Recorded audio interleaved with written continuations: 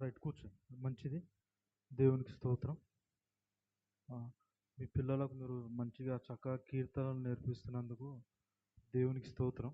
మొన్న అంటే నేను దేవుని వాక్యాన్ని చదువుతున్నప్పుడు ఒక బర్త్‌డే కొడుకులో వాక్యం చెప్పమని నన్ను పిలిచినారు. నేను వాక్యం చెప్తున్నప్పుడు దేవుడు నాకు ఇచ్చిన ఒక తలంపు ఏంటిదంటే, ఆ దేవుని వాక్యాన్ని మనం పరిశీలన చేస్తే అపోస్తలుడైన పౌలు తిమోతికి ఒక పత్రిక రాస్తాడు. రెండో పత్రిక. రాస్తూ ఏం చెప్తాడంటే తిమోతిని మెచ్చుకుంటాడనమాట. అయితే మెచ్చుకుంటూ ఒక మాట అంటాడు. ఏమాట అంటే, తిమోతి, ఆ విశ్వాసము మొదట నీ అవ్వ అయిన లోయిలోను నీ తల్లి అయిన యూనికేలోను అది నీయందు సహా వసించుచున్నది అంటాడు. అంటే తిమోతి వాళ్ళ అవ్వలో ఏముందంట? విశ్వాసం ఉందంట. తిమోతి వాళ్ళ అవ్వలో ఉన్న విశ్వాసము ఎవరిలోకి వచ్చింది? వాళ్ళ అమ్మలోకి వచ్చింది. అంటే వాళ్ళ అమ్మ పేరు యూనికే. వాళ్ళ అమ్మలో ఉన్న విశ్వాసం ఎవరికి వచ్చింది? తిమోతిలోకి వచ్చింది. సాధారణంగా తల్లిదండ్రులు ఏం ఆలోచన చేస్తారంటే, నేను పెద్ద అయితే నా పిల్లోనికి ఏమి సంపాదించాలా, వాళ్ళకు పెద్ద అయితే నేను ఏం భద్రం చేయాలా. కొందరు ఏం చేస్తారు, ఫిక్స్డ్ డిపాజిట్ చేస్తుంటారు. అంటే ఎల్ఐసిలో కావచ్చు, లేదంటే బ్యాంకులో కావచ్చు. అంటే వాళ్ళ భద్రత కోసం మంచిది ఆలోచించడం మంచిదే. కానీ నేనేమంటున్నానంటే, మీరు ఇవన్నీ ఎంత భద్రపరిచినా వాటిని వాడు దుర్వినియోగం చేసే అవకాశం ఉంది. కానీ వాడు అంటే పిల్లలు తమ జీవితంలో ఒక మంచి అభివృద్ధిని చూడాలంటే మీరేం చేయాలంటే వాళ్ళకు విశ్వాసాన్ని ఇవ్వాలి. ఏమి ఇవ్వాలి? విశ్వాసాన్ని ఇవ్వాలి. విశ్వాసాన్ని ఇవ్వాలంటే మీలో ఏముండాలా? విశ్వాసం ఉండాలి. మీలో విశ్వాసం ఉంటే అది ఆటోమేటిక్గా ఏమవుతుంది? పిల్లల్లోకి వెళ్ళిపోతుంది. అందుకే మీరు పిల్లలతో ఎప్పుడు కూడా దేవుని వాక్యాన్ని మాట్లాడుతూ ఉండాలి. కొందరు చూడండి, వాళ్ళ పిల్లలు సినిమాలు చూస్తుంటే కూడా కనీసం తల్లులు మందలించరు. అమ్మ వింటున్నారా? పిల్లలు బూతులు మాట్లాడుతుంటే కూడా కనీసం తల్లులు అంటే ఎంత కఠినంగా అయిపోయినారు తల్లిదండ్రులు. అంటే వాళ్ళు బూతులు మాట్లాడుతుంటే వీళ్ళకి ఎటుంది? వెరీ గుడ్ అక్క, మంచిగా చెప్పినారు. ఆనందపడుతున్నారు. అంటే ఎంత కఠినులు అయిపోయినారంటే, ఇది వీడు చేసేది తప్పు కదా, వీడు మాట్లాడేది తప్పు కదా అన్ని గద్దించాల్సింది పోయి వాడు మాట్లాడుతున్న ఆ మాటలేందో ఆనందిస్తున్నారంటే చాలామంది తల్లిదండ్రులు ఎంత కఠినులు అయిపోయినారు. అంటే అదేం తప్పు కాదులే అనుకుంటున్నారు. కానీ ఖచ్చితంగా దేవుని వాక్యం చెప్తుంది ఏంటంటే, మన పిల్లలకు మనం ఇచ్చే ఆస్తి ఏందుంది అంటే విశ్వాసమే. ఏమ్మా? కాబట్టి కుటుంబాలతో దేవుని సన్నిధికి రావాలంట. ఎటు రావాలా?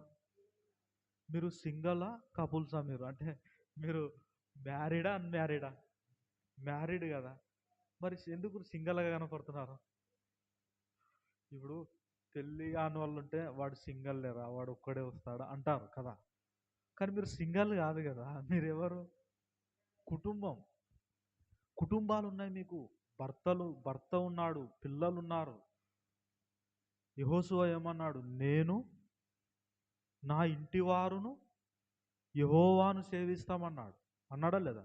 ఇప్పుడు నేను అడుగుతున్నా, మీరు వాక్యంలో ఏమో దేవుడు నాకు ఇచ్చిన పిల్లలు అన్నాడు. ఫరో అన్నాడు, మోషే ఫరోతో ఇలా అన్నాడు, మేము మా దేవుణ్ణి ఆరాధించడానికి మేము వెళ్ళాలంటే ఫస్ట్ ఫరో ఒప్పుకోలేదు. ఒప్పుకోకపోతే తర్వాత కొన్ని సూచక్రియలు జరిగినాయి.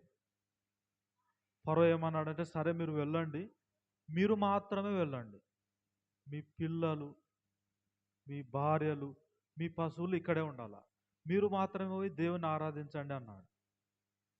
మనమైతే ఏమంటాం? మంచి మాట చెప్పిన వీళ్ళు వచ్చినంత తలకాయ నొప్పి అనుకుంటాం. కానీ మోసే ఏమన్నాడు తెలుసా? ఒక్క డెక్క అయినా విడవబడకూడదు. అంటే మేము మాత్రమే కాదు, మా భార్యలు, మా పిల్లలు, మా పశువులు, మాకు కలిగిన సమస్తం బయలుదేరి మేమందరం దేవుని ఆరాధించాలన్న. అంటే అటువంటి నిర్ణయం, అటువంటి ఆలోచన మనకుంటే ఎంత బాగుంటుంది కదండి. అంటే అట్టని చెప్పి మీరు బలవంతంగా వాళ్ళని మీ భర్తలను ఈడ్చుకొని రావాలని కాదు, అది కూడా తప్పు అవుతుంది. మీరేం చేయాలంటే మొదట మీలో ఉన్న విశ్వాసం వాళ్ళు చూడాలా.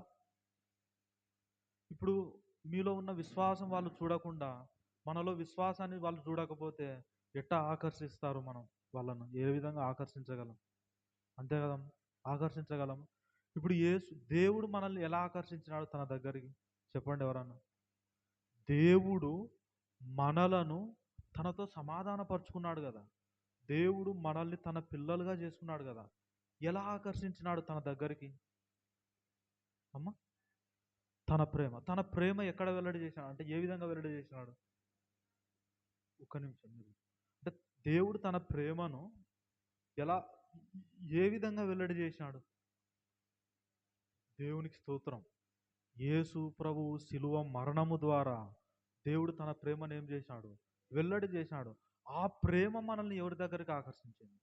దేవుని దగ్గరికి అంటే ఆకర్షించాల. ఆకర్షణీయంగా మనం అంటే నేనేమంటున్నానంటే నీ విశ్వాసము నీ పిల్లలను ఆకర్షిస్తుంది దేవుని దగ్గరికి. నీకున్న విశ్వాసము నీ భర్తను దేవుని దగ్గరికి ఆకర్షిస్తుంది. పేతురు ఏమంటాడండి మొదటి పత్రిక 3వ అధ్యాయంలో, స్త్రీలారా మీరు మీ స్వపురుషులకు లోబడండి. లోబడాలనే వద్దా? నేనెందుకు లోబడాలన్నా? నా పాపాలన్నీ క్షమించబడినే కదా, లోబడకపోయినా నేను పరలోకమే కదా అనే గర్విష్ఠితనం రానివద్దు. నువ్వు లోబడకపోయినా నువ్వు నీతిమంతురాలువే. కానీ నిన్ను నీతిమంతురాలుగా ఎందుకు చేసినాడు?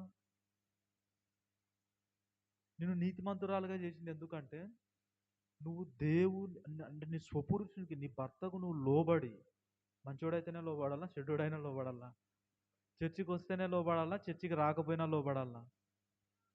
చాలామంది ఏమనుకుంటున్నారంటే చర్చికి భర్త రాకపోతే ద్వేషం పెంచుకునే వాళ్ళు చాలామంది ఉన్నారు. అంటే ఇంకా మాట్లాడరు, అన్నం పెట్టరు. కొంతమంది ఇంకా అంతకంటే దారుణంగా ఉన్నారు. అంటే ఒక ఆమె నాతో అంటుంది, అంటే ఒక ఆయన నాతో అన్నాడు, నేను చర్చికి రానని అంటే నా నా భార్య కనీసం దగ్గర కూడా రాదన్న అంటున్నాడు.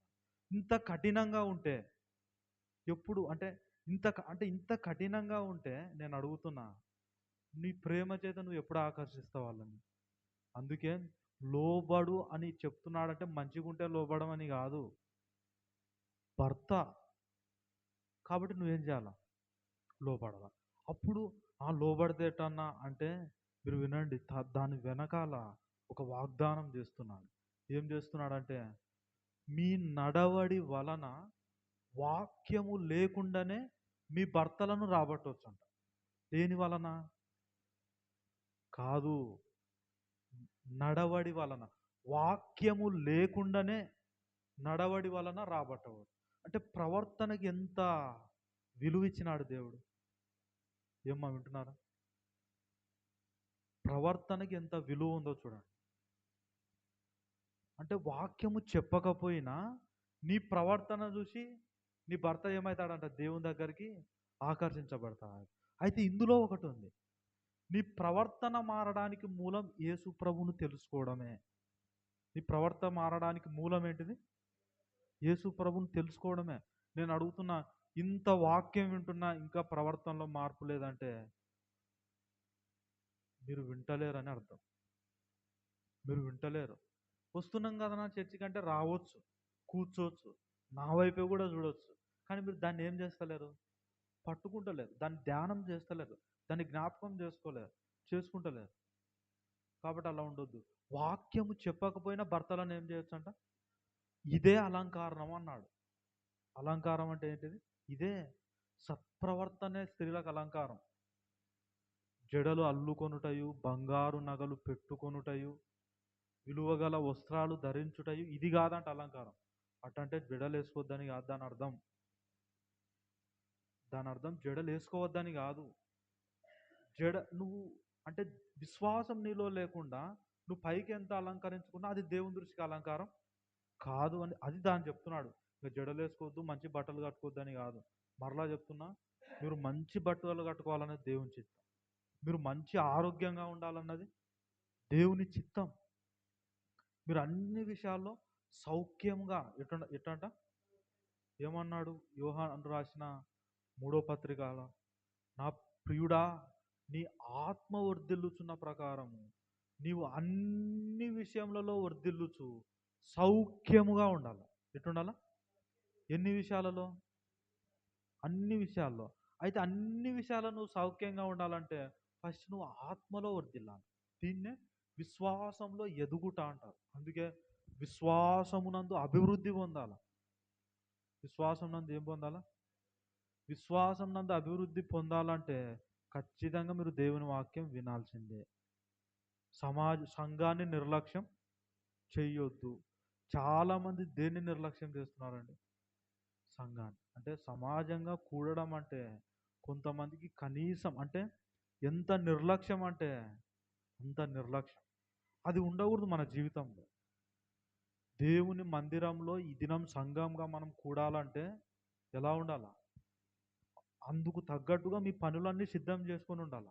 అంటే పనులు పక్కన పెట్టండి అంటలేను. ఏమంటున్నా? అందుకు తగ్గట్టుగా మీరేం చేయాలా? దాని తర్వాత కానీ దానికంటే ముందు కానీ మీ పనులన్నీ ప్రిపేర్ చేసుకొని దేవుని సన్నిధికి మీరు సిద్ధం కలిగి ఉండాలి. అలా ఉన్నప్పుడు ఖచ్చితంగా దేవుడు మిమ్మల్ని దర్శిస్తాడు, మీతో మాట్లాడతాడు. మీరు చూడండి, లోకంలో చాలామంది ఈరోజు దేవుని దర్శనం చేసుకున్నాం బ్రదర్ అని వాళ్ళు వచ్చి విందు చేసి ఏవేవో పెడుతుంటారు కదా.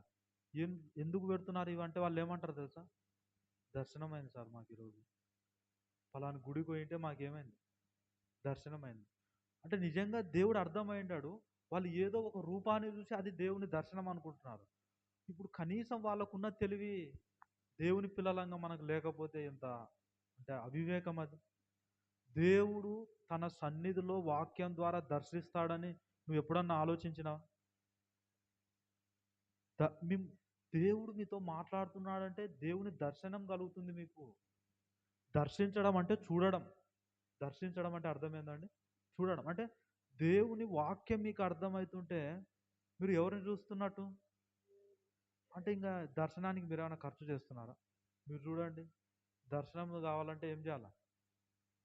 ఖర్చు చేయాలా లేదా? మతములో టికెట్ తీసుకోవాలా, లైన్లో నిలబడాలా, ఏమైనా సమర్పించాలా? అంటే అది డబ్బు రూపంలో కావచ్చు, వస్తువుల రూపంలో రావచ్చు. లాస్ట్కు మన దగ్గర లాస్ట్కు మన వెంట్రుకలు అంటే నువ్వు సమర్పించాలంటున్నావు దేవుని దర్శనం కాదండి. ఆయన నిన్ను దర్శించాలంటే నువ్వు ఏమి సమర్పించాల్సిన అవసరం లేదు. దేవా, నువ్వు నన్ను దర్శించు. నువ్వు సిద్ధ మనసు కలిగి ఆయన వాక్యం ఎదుట కూర్చుంటే మరియా ఏం చేసిందండి? ఆయన పాదాల దగ్గర కూర్చుందంట. ఎక్కడ? నేను అంటున్నా, దేవుడు నన్ను దర్శిస్తాడు, నాతో మాట్లాడతాడు, నన్ను బలపరుస్తాడు అని నువ్వు నమ్మి ఆయన వాక్యం దగ్గర కూర్చోవడమే, ఆయన పాదాల దగ్గర కూర్చోవడం. ఆయన పాదాల దగ్గర కూర్చున్నంత ఇంకా విధేయత ఎక్కడుంటుందండి మనకి?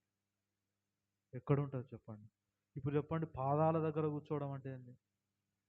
దేవుని వాక్యం ద్వారా దేవుడు నాతో మాట్లాడతాడని నువ్వు నమ్మి ఆ వాక్యం పట్ల ఆసక్తితో నువ్వు కూర్చోవడమే ఆయన పాదాల దగ్గర కూర్చోవడం. ఇప్పుడు నేను అడుగుతున్నా, మరి ఆయన పాదాల దగ్గర కూర్చున్నది మార్త ఈయనకి ఏదో చెయ్యాలని అనుకుంటుంది, కానీ దేవుడు మొదట కోరుకునేది ఏందో తెలుసా? నువ్వు చెయ్యడం కంటే ముందుగా నా ప్రేమను తెలుసుకోమ్మా. చేసేది తర్వాత, చెయ్యొద్దని నేను అంటలేను, కానీ చేసేదానికంటే ముందుగా ఏం చేయాలా?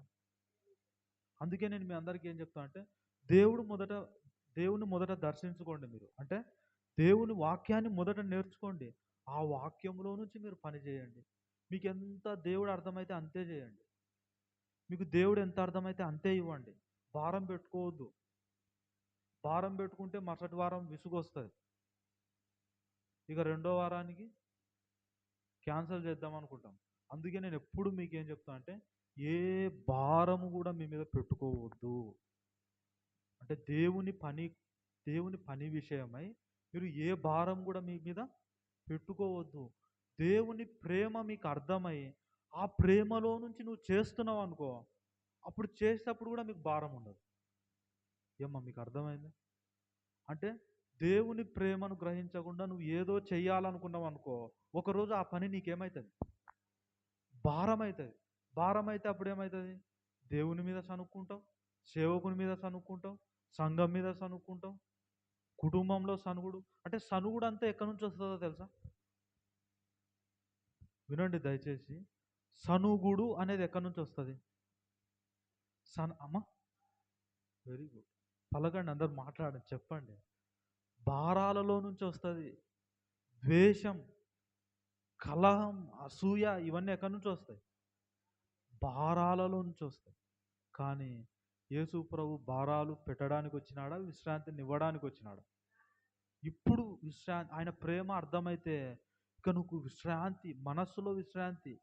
మనస్సులో ఎప్పుడైతే విశ్రాంతి ఉండదో, ఆ విశ్రాంతిలో నుంచి నువ్వు పని చేస్తున్నావు అనుకో, ఎంత పని చేసినా అప్పుడు నీకు భారం అనిపించదు. ఎంత పని చేసినా నీకేమనిపించదు? భారం అనిపించదు. అందరు అనుకుంటారు, చూసావా ఈమె ఎంత కష్టపడుతుందో అనుకుంటారు, కానీ నీకు మాత్రం అది కష్టంలాగా ఉండదు. పౌలు ఎంత ప్రయాసపడినాడు తెలుసా అండి? ఆయన అంటాడు, కొరింథీ మొదటి పత్రిక 9వ అధ్యాయం తీయండి ఒకసారి. అంటే నేను ఇంకా వాక్యంలోకి వెళ్ళలేదు.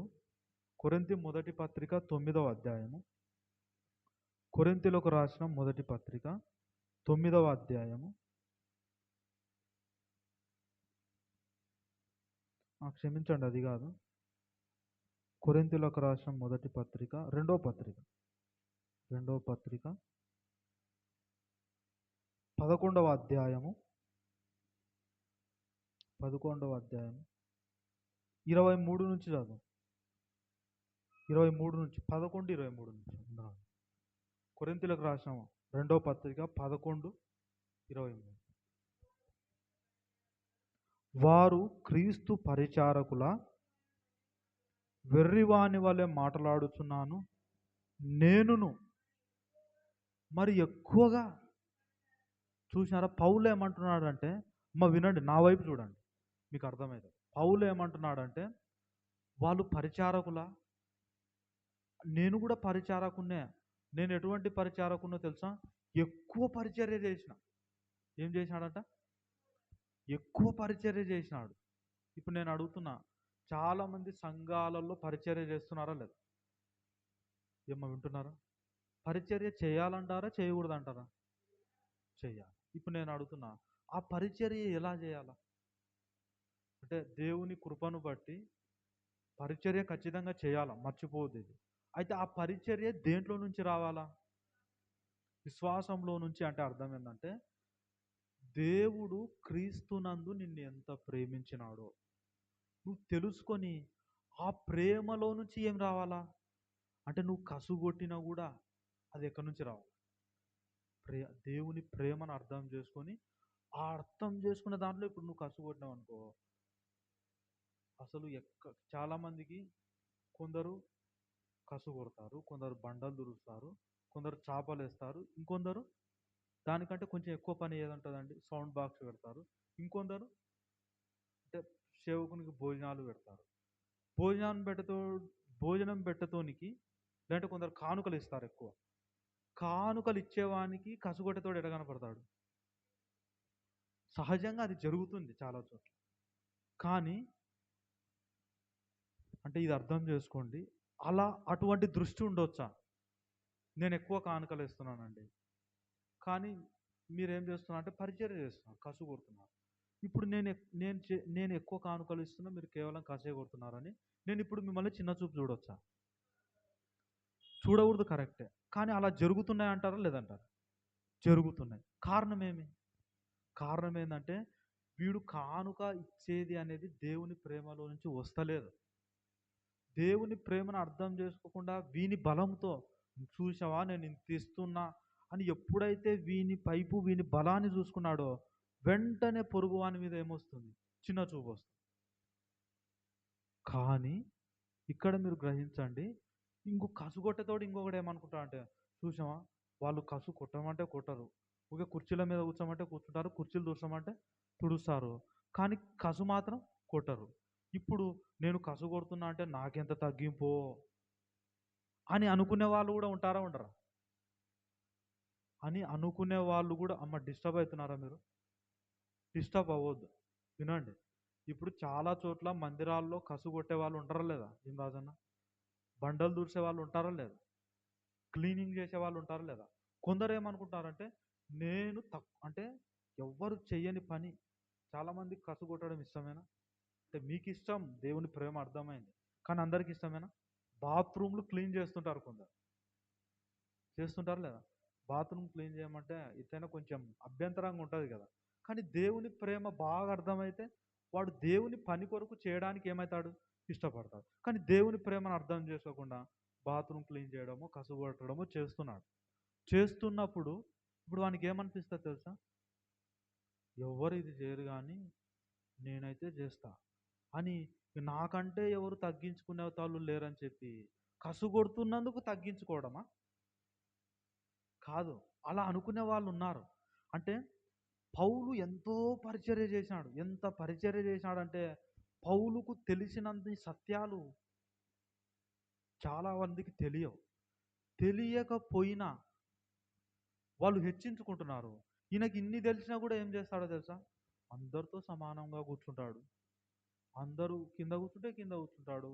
ఏది పెడితే అది తింటాడు. నాకు అన్నం పెడితే నాకు కుర్చీ ఉండాలా. కొందరు చూడండి, సేవకుని భోజనానికి పిలిచినప్పుడు వాళ్ళకు సరైన ఏర్పాట్లు చేయలేదనుకో, వాళ్ళు ఏం చేస్తారు?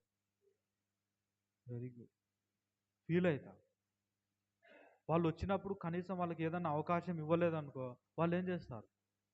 ఫీల్ అవుతారు. కానీ నేను అంటున్నా, పౌలుకు అన్ని సత్యాలు తెలిసిన అందరితో కలిసిపోయి. కారణం ఏంటంటే దేవుని ప్రేమలో నుంచి ఆ ప్రేమను అర్థం చేసుకుని నువ్వు పరిచర్య చేస్తున్నప్పుడు నిన్ను గౌరవించినా గౌరవించకపోయినా, నిన్ను గుర్తించినా గుర్తించకపోయినా, నీకు ఏ పని అప్పచెప్పినా నువ్వు ఎక్కడ మనలో గర్వం అనేది రాదు.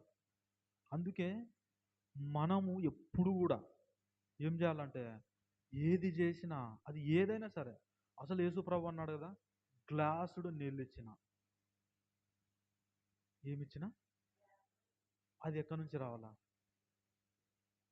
విశ్వాసం అంటే మీకు అర్థమైతే చెప్తున్నా, దేవుని ప్రేమను గ్రహించి ఆ ప్రేమలో నుంచి చేయాలి. అసలు నేను మొన్న బంగ్లాలో ఒక స్త్రీల కూడిగా ఉంటే వాక్యం చెప్పడానికి వెళ్ళినప్పుడు దేవుడు నాకు ఒక ఆలోచన ఇచ్చినాడు.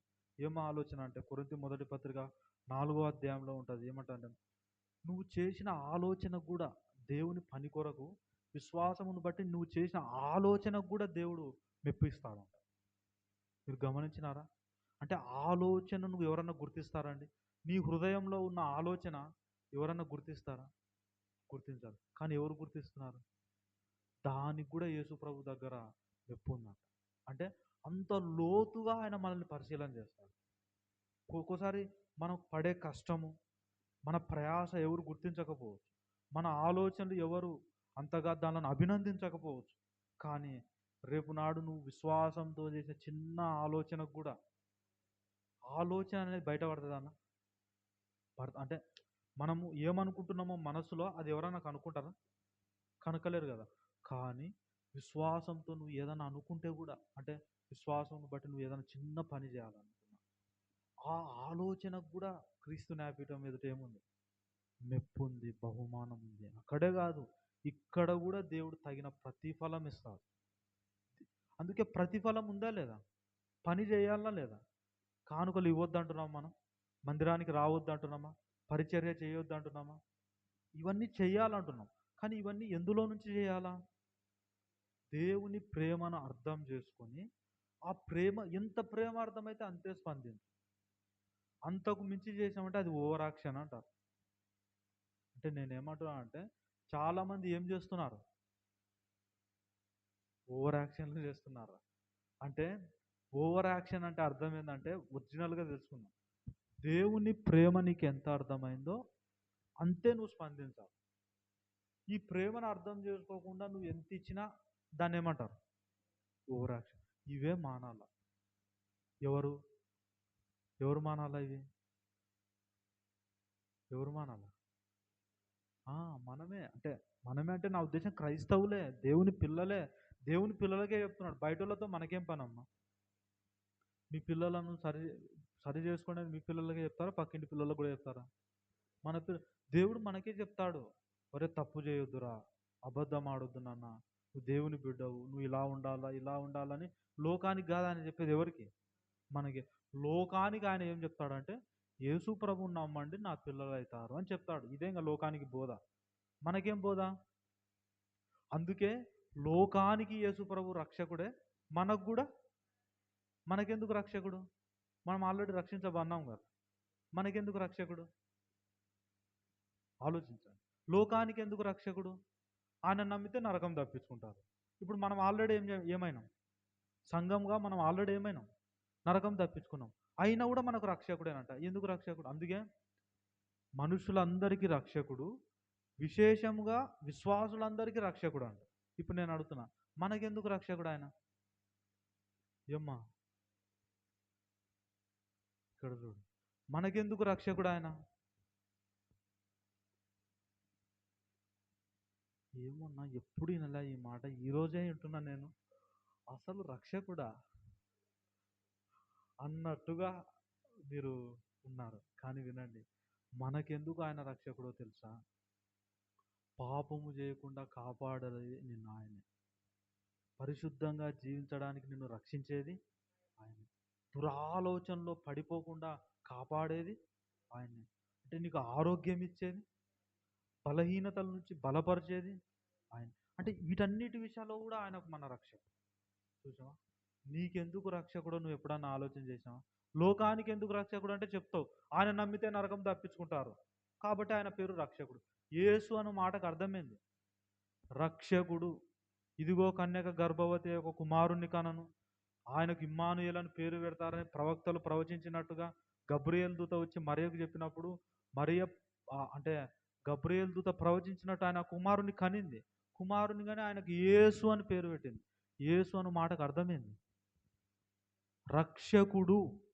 యేసు అను మాటకు అర్థమైంది లోకానికి రక్షకుడే, సంఘానికి రక్షకుడే, అవిశ్వాసులకు రక్షకుడే, విశ్వాసులకు రక్షకుడే. అవిశ్వాసులకు ఎలా రక్షకుడు? ఆయన నమ్మితే చాలు నరకం తప్పించుకుంటారు కాబట్టి లోకానికి రక్షకుడు ఆయనే. ఇప్పుడు విశ్వాసులు అంటేనే ఆల్రెడీ నరకం తప్పించుకున్నాడు కదా, మళ్ళీ మనకెందుకు రక్షకుడు? మనకెందుకు రక్షకుడు అంటే నువ్వు నీతిమంతునివి కదా, నిన్ను నీతిగా జీవించడానికి, అంటే దురాలోచనలో పడిపోకుండా, బలహీనతల్లో పడిపోకుండా నిన్ను కాపాడువాడు. అందుకే నిన్ను కాపాడువాడు కునుగడు నిద్రపో అంటే కాపాడుతాడు కదా, దేనిలో నుంచి కాపాడుతాడు? అంటే మీరు ఆ మాటలు లోపలనే పెట్టుకోకుండా దానిని బయటికి వదలండి. అంటే నాలుకతో ఏం చేయాలా? మాట్లాడాలా. అందుకే నేనేమంటాను, మీ నాలుక మీద వాక్యం పోయండి, మీ వాక్యం మీద జీవం పోయండి, శాపం పోయొద్దు. ఎవరన్నా తిడితే ఏమి తిట్టురా అని చెప్పకముందే మన నోటి నుంచి ఏమొస్తాయి? వస్తాయరా? ఎవరో వచ్చి తిట్టమ్మా, ఇంకా నువ్వు తిట్టమ్మా అనేంతవరకు మర్చంగా ఉంటామా? చెప్పకపోయినా ఆటోమేటిక్గా నాలుకలో పోస్తాం దాన్ని. అవి కూడా చిన్న చిన్నగా పోయాం, పెద్ద సౌండ్లు రావాలా. ఇప్పుడు నేను అడుగుతున్నా, ఇన్నిసార్లు చెప్తుంటే కూడా మీ నాలుక మీద చెప్పినది ఓసలేరు. జీవ మరణములు నాలుక వశం. జీవం మరణం దేని వశం? నాలుక వశం. అంటే నువ్వు జీవం చూడాలన్నా ఎందులో ఉంది పవర్? నాలుగే ఉంది. మరణం చూడాలన్నా, మరణం అంటే నష్టము, శాపం అని అర్థం. మరణం అంటే ఏంటిది? ఇప్పుడు ఆదాము పండు తింటే చస్తావు అన్నాడా లేదా దేవుడు? చచ్చినాడా? చావలేదా? చచ్చినాడా చావలేదా? నువ్వు చెప్పాదన్నా. నాకు ఆదాము ఎవరో తెలుసారంటావా? ఇప్పుడు ఇంతకు ఆదాము పండు తిన్న, ఈ పండు తిను దినమున నువ్వు నిశ్చయముగా చస్తావు అన్నాడు దేవుడు. చచ్చినాడా చావలేదా? చూసినారా? ఇంతసేపు చచ్చినాడని మళ్ళీ ఆలోచన చేస్తున్నాను. అంటే నేనేమంటా అంటే, చచ్చినాడు అని మీ చావలేదన్నారు కదా, చావలేదంటే భౌతికంగా చావాల. అందుకే మరణము అంటే అర్థం ఏంటంటే ఎడబాటు. మరణం అంటే ఎడబాటు. ఆదాము పండు తిన్నప్పుడు, ఆదాము పండు తినడం ద్వారా దేవునితో ఏం చెప్పినట్టు తెలుసా? నీ దయ నాకు అవసరం లేదులే అని చెప్పినట్టు. పండు పాపము కాదు. నేనేమంటా అంటే, పండు తిన్నాడు అంటున్నారా? పండు తినడం, పండు పాపం కాదు. ఆయన ఏమన్నాడు అంటే ఆదాముతో ఇలా అన్నాడు, దేవుడు ఆదామును ఏం చేసుకున్నాడు? తన పోలికలో చేసుకున్నాడు. అపవాది వచ్చి ఏం చెప్పినాడు? నువ్వు తింటే దేవునిలాగా అవుతావు అన్నాడు. ఆల్రెడీ దేవుని పోలికలో ఉన్నాడా? అవ్వాలనా? కానీ వీడేం చెప్తున్నాడు? ఇప్పుడు నేను చాలా మంది చేసే బోధ ఏంటంటే, యేసుప్రభుని నమ్మినప్పుడే దేవుడు ఏమంటాడు? నువ్వు నీతిమంతునివి అంటున్నాడు. కొందరు వచ్చి ఏమంటారు? నువ్వు నీతిమంతునివి కావాలంటే అది చేయి, ఇది చేయండి. అప్పుడు మీరేం చెప్పాలా? ఆ పండు వాడు చెప్పిన పండు తినాలనా? తిన్నామంటే అర్థమైంది అంటే దేవుడు చెప్పిన ఒక మాటను ఆదాము తృణీకరించినాడు. మనం పండు పండు పండు అంటాము అని ఆ పండు అంటే ఆయన మాటను తృణీకరించాడు. ఏం చెప్తాడు? నేను కూడా దేవుని లాగా అయితా. ఏమి చేసి? ఇది చేసి. అంటే ఇది చేసి అయితా అన్నాడు అంటే ఇక దేవుని కనికరం నాకు అవసరము. ఇప్పుడు నేను మంచి చేసి నీతిమంతుణ్ణి అయితా నువ్వు అంటున్నావంటే దాని అర్థం ఏంది? ఇంకా యేసు ప్రభు నాకు అవసరం. కానీ మంచి చేసి నేను నీతిమంతుణ్ణి అయితా అని నువ్వు అంటుంటే కొందరు ఆ మాటకి ఏం చెప్తున్నారంటే చప్పట్లు కొడుతున్నారు. నువ్వు మంచిగా ఉండి నీతిమంతుని కావాలి చూడు అంటే ఆ మాటకి ఏం చెప్తున్నారు? నువ్వు మంచిగా ఉండి నీతిమంతుని అవ్వాలి అంటే చప్పట్లు కాదు కొట్టాల్సింది. అరే బాబు, నేను మంచిగా ఉండి నీతిమంతుని అయితే ఇక యేసు ప్రభువుతో నాకేం పని? ఇక నాకెందుకు కృప? అంటే ఆదాము ఏమన్నాడంటే నాకు దేవుని కృప అవసరం లేదన్నాడు. పండు కాదు మన మనసులో ఉండాల్సింది. ఏంది ఉండాలా? ఆదాము చేసిన తప్పులు. ఆదాము పండు తిన్నా అంటే నీ మనసులో నువ్వు ఏం ఆలోచించాలంటే ఆదాము ఏమంటున్నావు అంటే నాకు నీ కృప అవసరము. నాకు కృప అవసరం లేదంటున్నావు కదా. అంటే నేను దేవుడు నాకు అవసరం లేదంటున్నాడు ఆదాము. కాబట్టి దేవుడి నుంచి ఏమైనాడు? ఇదే సావు. ఇది దేవుడు నాకు అవసరం లేదు అంటే నువ్వు చస్తావు. చస్తావు అంటే అర్థం ఏందో తెలుసా? నష్టపోతావు. ఏ పరిస్థితుల్లో అయినా నీకు ఎవరు కావాలి? దేవుడు. అప్ప ఎవరు కావాలి ఇప్పుడు నీకు?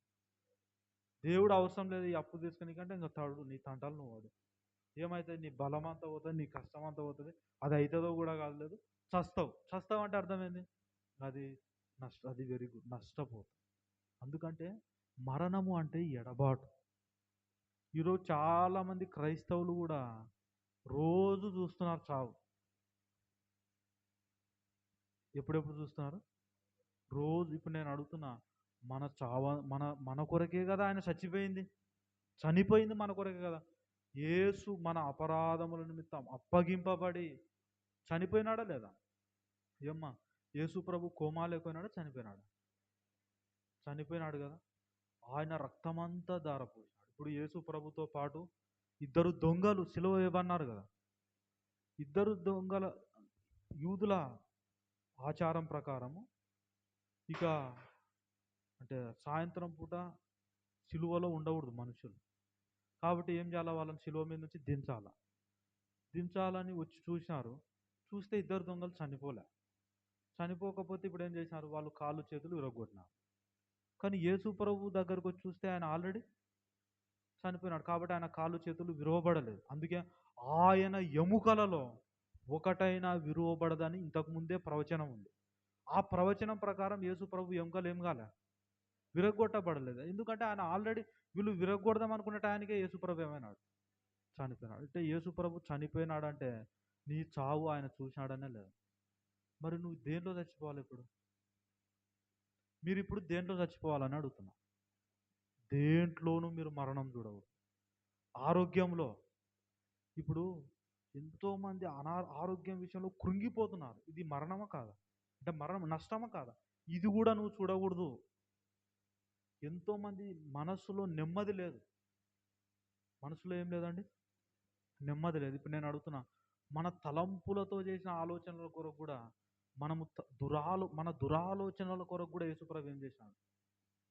వెల చెల్లించినాడు. పెనాల్టీ అయిపోయింది. అందుకే విమోచనం. మన విమోచనం ఎవరు? అంటే విమోచించినాడు. విమోచించడానికి ఏం చెల్లించినాడు? ఆ వెల ఏంటిది? రక్తము. ఏం వెల చెల్లించినాడమ్మా? అంటే నిన్ను వెండి బంగారం వంటి క్షయ వస్తువుల చేత విమోచించలేదు. అమూల్యమును, నిర్దోషమును, నిష్కలంకమునకు గొర్రె పిల్ల వంటి రక్తం చేత విమోచించాడు. అంటే నిన్ను విమోచించడానికి ఆయన ప్రాణం పెట్టాల్సి వచ్చింది. అంటే ఆయన ప్రాణం పెడితే తప్ప మనం విమోచించలేం. అంటే నేనేమంటున్నానంటే యేసు ప్రభు అన్నిటి కొరకు విమోచన చెల్లించాడు. అందుకే నీ విమోచన ఎవరు? ఎవరన్నా వచ్చి అంటారు, ఈరోజు తప్పు చేసినావు కదా, అయినా నువ్వు నీతిమంతునివేనా? తప్పు చేసినావు కదా, అయినా నేను దేవుని బిడ్డనే అంటున్నవే. తప్పు చేసినావు కదా, నేను నరకం పోను అంటున్నవే. తప్పు చేసినావు కదా, అయినా నువ్వు నరకం పోవని ఎందుకు చెప్తున్నావు అని అడగరా? అడిగినప్పుడు ఏం చేయాలా?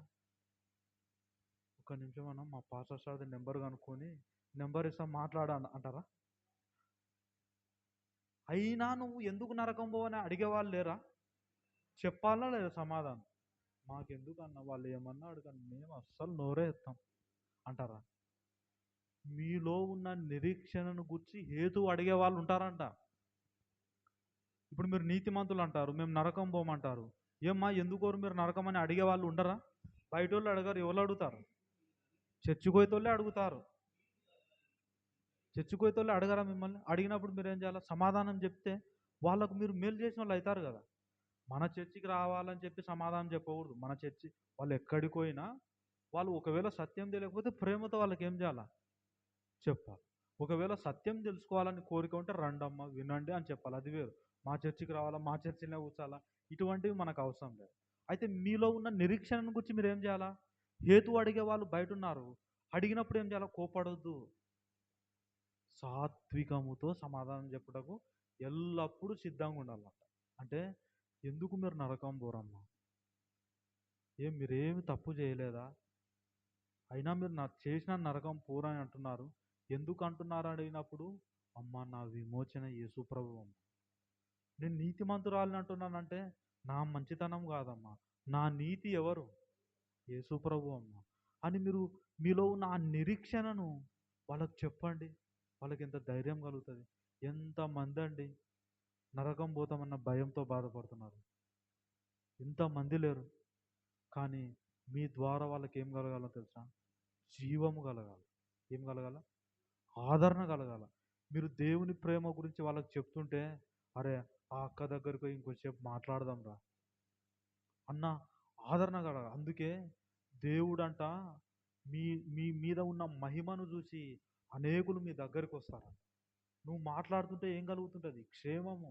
ఎంతోమందికి ప్రశ్నలు ఉన్నాయి. ఆ ప్రశ్నలకు మీ దగ్గర ఏం దొరకాల?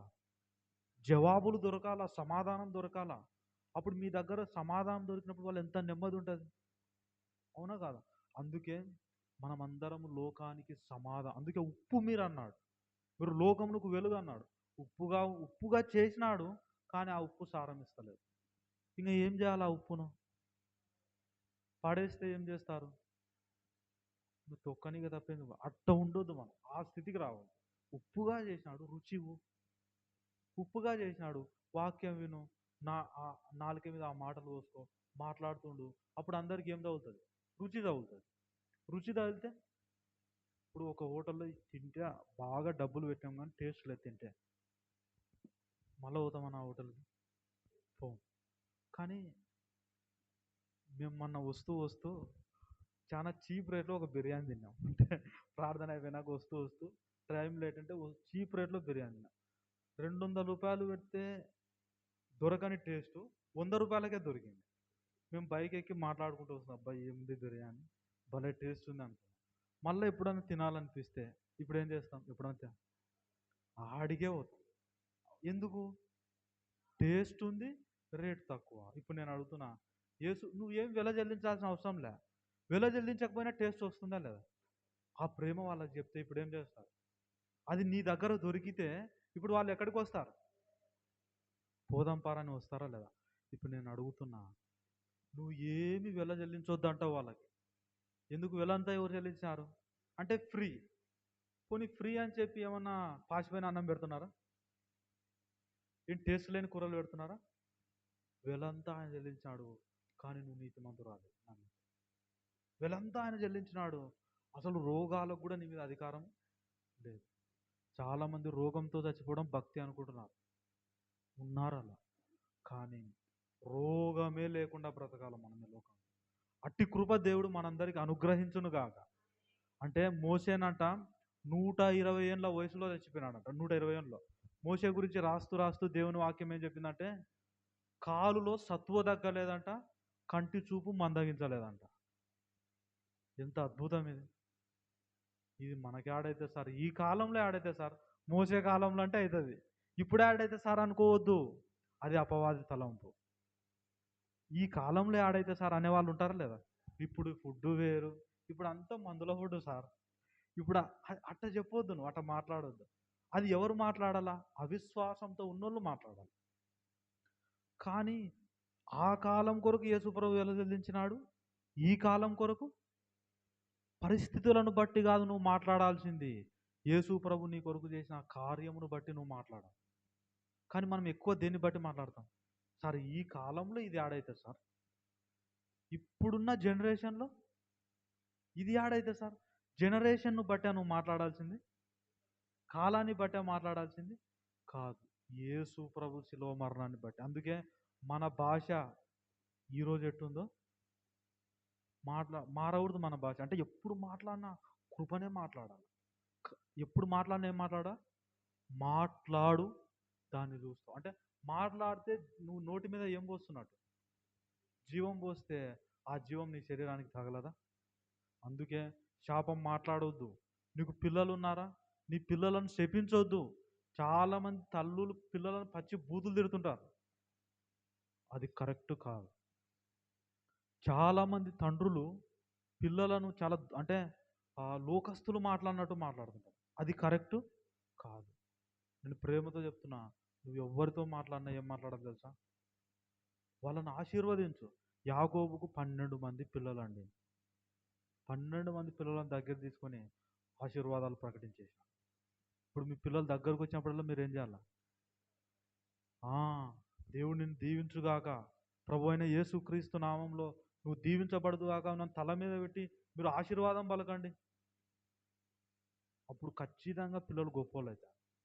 మీరు నాలుక మీద శాపం పోసుకొని వాంతో అదే వాడుకున్నారనుకో, మీ అంటే ఏమన్నాడు? మీలో ఉన్న విశ్వాసం వాళ్ళలోకి పోతుంది. ఒకవేళ అవిశ్వాసం ఉంటే కూడా వాళ్ళలోకి పోతుందా? పోతుంది. కాబట్టి అవిశ్వాసంతో వాళ్ళ మీద మాట్లాడు. నువ్వు భర్తతో మాట్లాడిన విశ్వాసంతో మాట్లాడు, భార్యతో మాట్లాడిన విశ్వాసంతో మాట్లాడు, పిల్లలతో మాట్లాడిన విశ్వాసంతో మాట్లాడు. అందుకే ఇప్పుడు ఫైనల్గా మనం ఏం చెప్పుకుంటున్నామంటే, దేవుని ప్రేమ అర్థమైన దాంట్లో నుంచి నువ్వు దాన్ని మాట్లాడుతూ ఉండాలి. అందుకే నేనేం చెప్తా అంటే, వాక్యం వింటే మీరు బయటకు చేయాల్సిన పని ఏందో తెలుసా? విన్న వాక్యాన్ని నమలాల బాగా. ఏం చేయాలా? నమలడం అంటే నెమరు వేసుకుంటూ ఉండాలి. దాన్నే ప్రార్థన చేయండి. దాన్ని ఇంకా నాకు నేర్పించనైనా అని అడగండి. ఖచ్చితంగా మీరు అది మాట్లాడతారు. ఎప్పుడైతే మీరు మాట్లాడుతుంటారో నాలుక మీద ఆ మాట మీరు పోస్తున్నారు కదా, దీవెన పోస్తున్నారు కదా, ఆ దీవెన మీ దేహంలోకి వస్తుంది. ఆ దీవెన నీ కాళ్ళల్లోకి వచ్చినప్పుడు కాళ్ళకు బలహీనత ఉంటుంది. ఆ దీవెన మీ తలలోకి వచ్చినప్పుడు ఇంకా పోతావు తలనొప్పితో అనే తలలో ఎవరైనా ఉంటారా? అంతే. ఆ దేవుని వాక్యం అనేది మీ నాలుక మీద పోస్తూ ఉంటే, మాట్లాడుతూ ఉంటే, అదేమవుతుందంటే మీ దేహంలోకి వస్తుంది. మీ దేహంలో ఉన్న ప్రతి అవయవమును అది బాగు చేస్తుంది. అంత స్వస్థత ఉంది. అందుకే నోరు జాగ్రత్త. లోకానికి ఉన్న జ్ఞానం లేదు. లోకమే అంటుంది కదా నోరు మంచిదైతే. ఇప్పుడు నేను అడుగుతున్నా, విశ్వాసి నీ నాలుక బాగుందా? ఎప్పుడు కూడా బూతు అనే మాట, అందుకే ఎఫెసీలో అంటాడు కదా, మీ నోట బూతులైనను సరసోక్తులైనను ఉచ్చరింపకూడదు, ఇవి మీకు తగవు, వాటి పేరైనా ఎత్తకూడదు.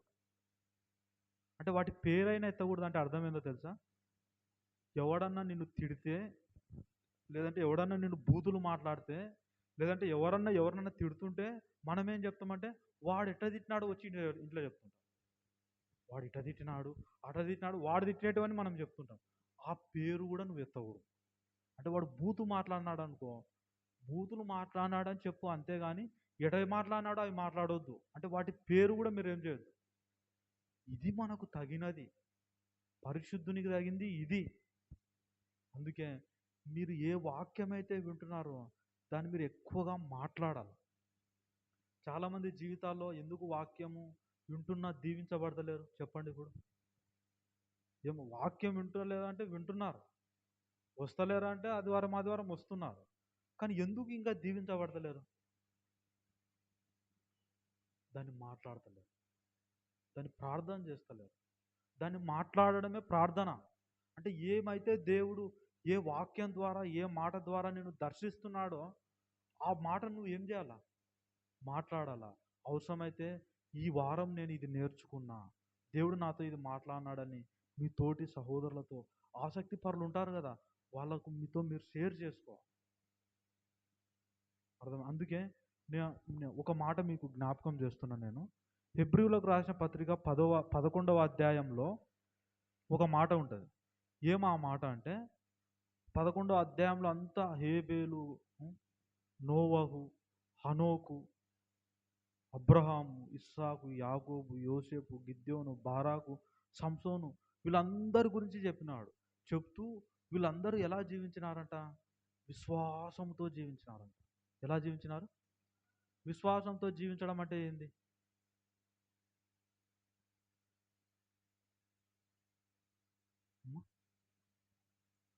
అద్భుతంగా చెప్పింది, దేవునికి స్తోత్రం. అది యేసుక్రీస్తునందు విశ్వాసం అంటే ఆల్రెడీ మీరు యేసు ప్రభుని నమ్మినప్పుడే విశ్వసించినారు.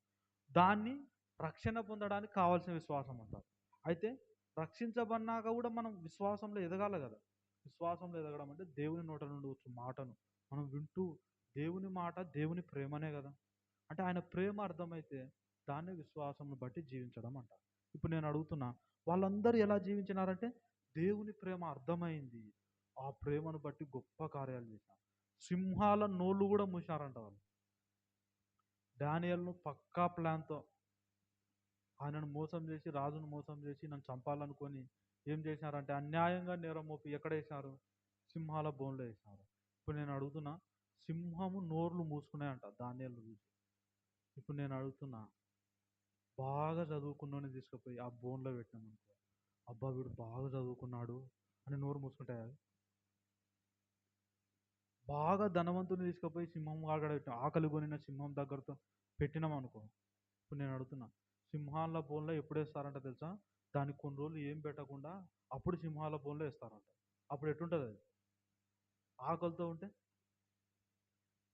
ఇప్పుడు నేను అడుగుతున్నా, బాగా డబ్బున్నోని తీసుకుపోయి సింహాల బోన్లో వేస్తే, ఇప్పుడు నేను అడుగుతున్నా, ఇప్పుడు బాగా డబ్బున్నాడు అని చెప్పి నోరు మూసుకుంటుంది అది? మూసుకోదు. కానీ విశ్వాసానికి అది ఏమైందంట? అది డానియల్ని సింహాల బోన్లో వేస్తే నోళ్ళు మూసుకునే అంటది. కానీ తరువాత రోజు రాజుకు సత్యం తెలిసింది, అన్యాయంగా దానియేలు మీద నేరం మోపినారని రాజుకు తెలిస్తే, ఎవరైతే అన్యాయం మోపినారో ఇప్పుడు వారిని తీసుకుపోయి ఏం చేసినారు? సింహాల బోలను వేస్తే వాళ్ళ ఎముకలను కూడా పొడి పొడి చేసేసాడు. ఎముకలను కూడా ఏం చేసి. ఇప్పుడు నేను అడుగుతున్నా, విశ్వాసానికి ఉన్న పవర్ అలాంటి.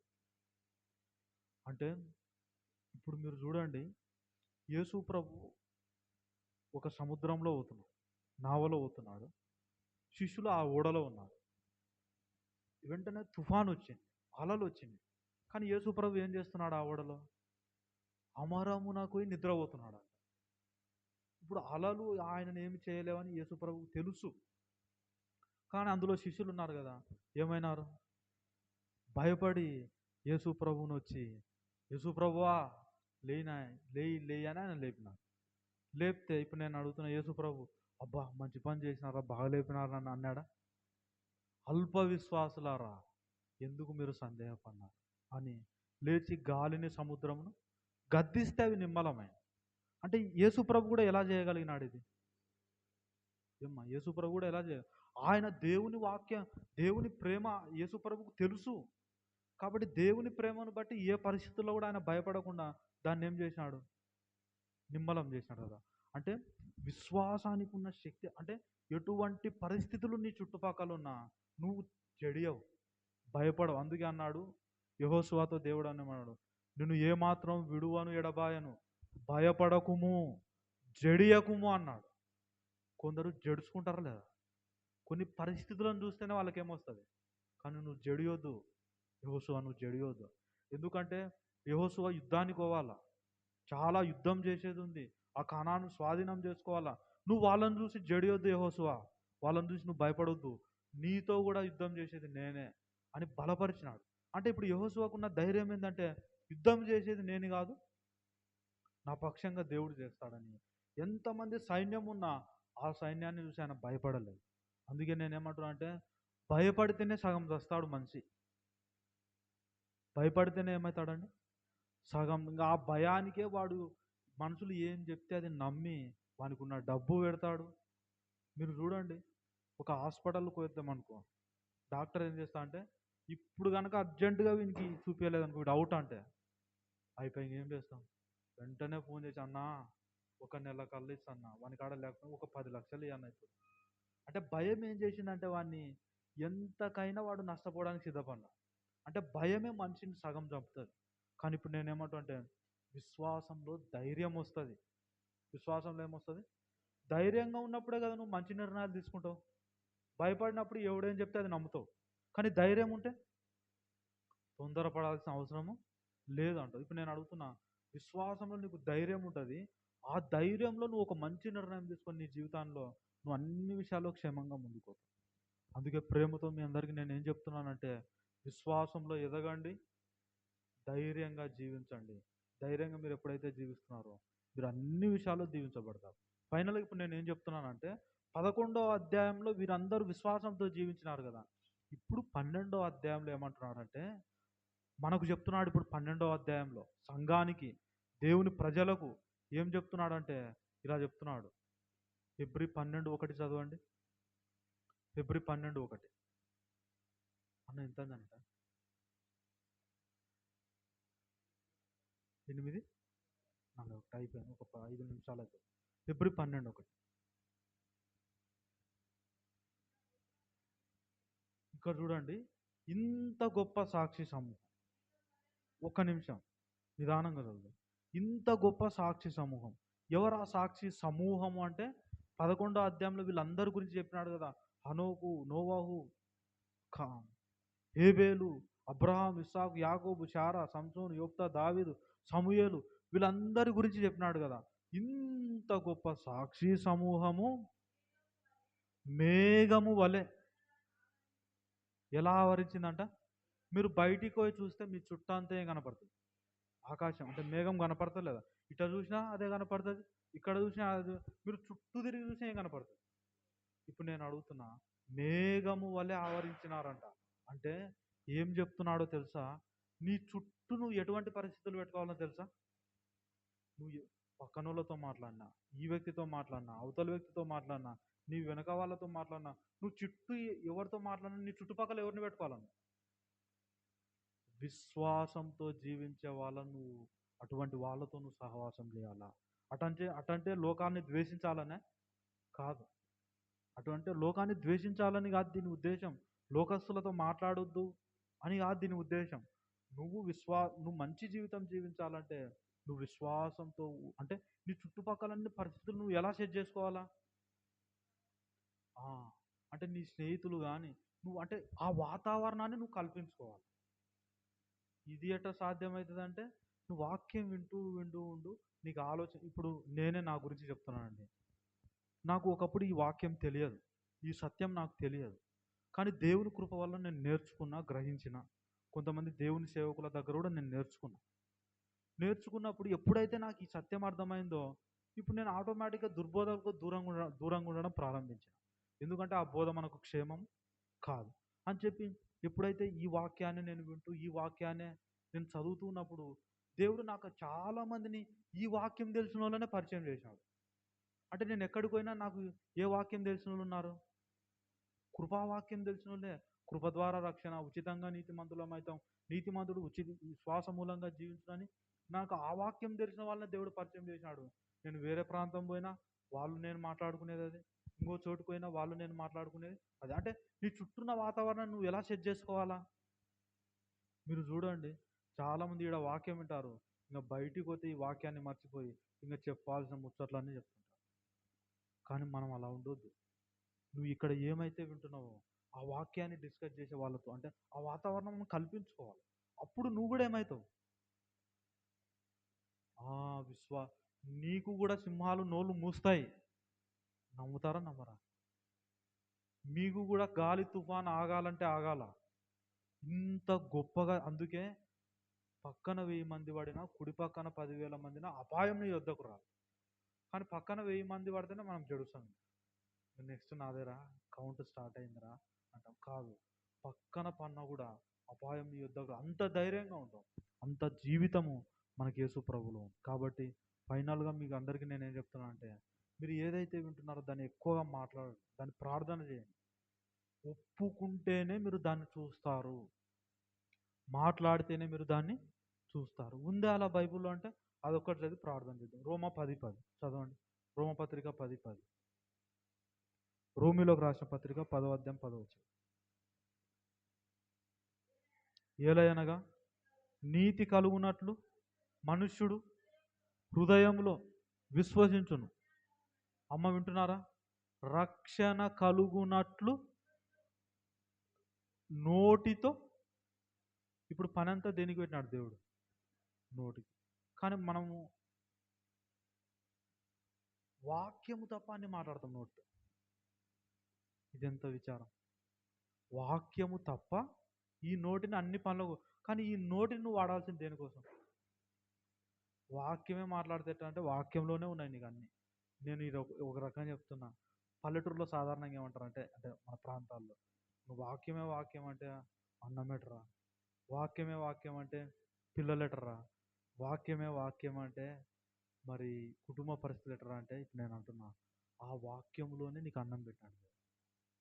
ఆ వాక్యంలోనే నీ పిల్లలకు ఆరోగ్యం ఉంది. ఆ వాక్యంలోనే నీ కుటుంబాన్ని. వాక్యం వాక్యం అని చెప్పి పిల్లలను పట్టించుకో ఉండొద్దని చెప్పే వాక్యం కాదు ఇది. చాలామంది సేవ పేరిట కుటుంబాన్ని పట్టించుకుంటలేరంట. సేవ పేరిట ఎవరిని పట్టించుకుంటలేరు? కుటుంబంలో అన్నం ఉండదు, భార్య ఉండి ఏమి ఈరోజు ఇంట్లో ఏమి లేవంటే ఈయన ఏమంటాడంట, నేనే ఖాళీగా ఉన్నా, అక్కడ పోతలేనా ఇక్కడ పోతలేనా అంటాడు. అందుకే అటటోళ్ళకి దేవుని వాక్యం మీద అరే ఫస్ట్ కుటుంబాన్ని బాగా చూసుకో, తర్వాత సంఘాన్ని చూసుకుందాం అని అన్నాడు. అంటే దేవుని వాక్యం కుటుంబాన్ని వదిలిపెట్టండి అని చెప్పేది కాదు. కానీ చాలా మంది ఏం అర్థం చేసుకుంటున్నారు, వీళ్ళని పిల్లలు పట్టించుకోవద్దు అంటారు, భర్తను పట్టించుకోవద్దు అంటారు. నేను ఎప్పుడన్నా ఈ కృపావాక్యంలో మనం అలా చెప్పుకున్నామా? మీ పిల్లలు బాగుండాలి, మీ భర్తలు బాగుండాలి, మీరు అందరూ బాగుండాలి. అయితే ఎప్పుడు సాధ్యమవుతుంది ఇది? వాక్యం వినండి, దాన్ని మాట్లాడండి. అప్పుడు మీరు మీ పిల్లలు అందరూ క్షేమంగా ఉంటారు. కాబట్టి ఎవరన్నా మీ దగ్గరకు వచ్చి ఏమ్మా ఎప్పుడు వాక్యం మాట్లాడాలా, వాక్యం వినాలా అంటే పిల్లల పరిస్థితి ఏందమ్మా అని మిమ్మల్ని అడిగితే మీరు ఏం చెప్తారు? అబ్బా అబ్బాలా గుర్తు చేసినావు కదన్నా, నిజమే, మా పిల్లల పరిస్థితి ఎట్టా అనాలనా? ఏం చెప్తారు? ఈ వాక్యంలోనే నా పిల్లలకు ఉన్నాయి. ఇట చెప్తున్నానండి ఫైనల్గా, ఈ వాక్యంలోనే నీకు అన్నం ఉంది, ఈ వాక్యంలోనే నీకు కూర ఉంది, ఈ వాక్యంలోనే అన్నీ ఇస్తాడు దేవుడు. కాబట్టి ఈ వాక్యాన్ని మీరు ఏం చేయాలి? ఇప్పుడు మనిషి ఎంత ప్రయాసపడినా దీనికోసమే కదా, ఎంత ప్రయాసపడినా ఆరోగ్యం కోసమే కదా, ఎంత ప్రయాసపడినా వస్త్రాల కోసమే కదా. అది ఉచితంగా వాక్యం విని సంపాదించుకుని. అందుకే మొదట నా నీతిని నా రాజ్యం వెదుకుడి, అప్పుడు అవన్నీ మీకు అనుగ్రహించు. ఇట్టి కృప మనం అందరం పొందుకుందాము కాదు. ప్రార్థన చేసుకుందాం. అందరు కళ్ళు మూసుకోండి. ప్రార్థన. మరి రాణి ప్రార్థన చేస్తుంది, తర్వాత మనం ప్రభు బలలో పాల్పొందాం.